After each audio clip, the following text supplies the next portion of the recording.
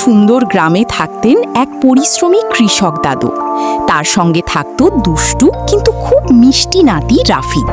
রাফি প্রতিদিনই এমন কিছু করত যাতে সবাই হেসে গড়াগড়ি খেত। রাফি ছিল খুবই দুষ্টু কিন্তু ভীষণ ভালো মনের ছেলে। সে সব সময় এমন সব মজার কাণ্ড করত যে গ্রামের মানুষ তাকে দেখলেই হাসি মুখে বলতো, আজ আবার কি নতুন কাণ্ড করবে রাফি? রাফি, বাজার থেকে 10টা ডিম এনে দে তো, আর সাবধানে আনবি যেন একটাও না ভাঙে। ওকে দাদু, এনে দিচ্ছি এক্ষুনি। আর কোনো ডিম ভাঙবে না। আমি এমনভাবে আনবো যে দেখে মনে হবে মোরগ মাত্র ডিম পেড়েছে। আচ্ছা, আমি যাই।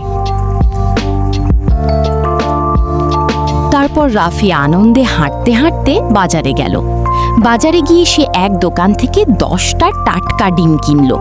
দোকানদার খুব সুন্দর করে ডিমগুলো একটি ঝুড়িতে সাজিয়ে রাফির হাতে দিলেন। রাফি ঝুড়ি হাতে বাড়ির দিকে হাঁটতে শুরু করলো। হাঁটতে হাঁটতে হঠাৎ তার মাথায় এক মজার চিন্তা এলো। সে ভাবল, যদি ডিমগুলো লাফিয়ে পড়ে যায়? না না, ওদের আগে থেকেই বলে রাখা ভালো। তারপর সে ঝুড়ির দিকে তাকিয়ে খুব সিরিয়াস মুখে বলল, শোনো ডিম ভাইরা, কেউ কিন্তু লাফ দিও না। সবাই শান্ত হয়ে বসে থাকো। আমরা এখন বাড়ি যাচ্ছি।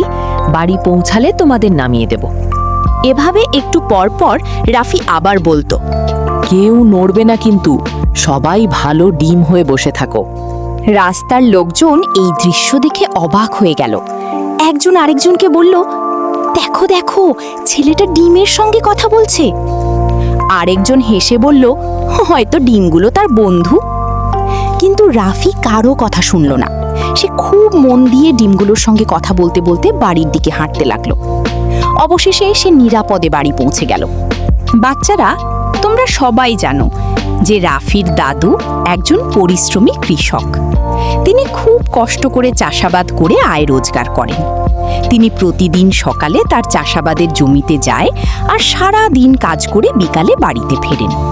তিনি প্রতিদিনের মতো সেদিনও বিকালে বাড়ি ফিরে যান, তবে আজ বাড়িতে ফিরতে ফিরতে দেরি হয়ে যায়। যাই হোক, তিনি বাড়ি ফিরে দেখেন তার দুষ্টু নাতি রাফি ডিম নিয়ে হাজির। কিরে রাফি, ডিম এনেছিস? আর ডিমে কোনো সমস্যা হয়নি তো? কোনোটা আবার ভেঙে যায়নি তো?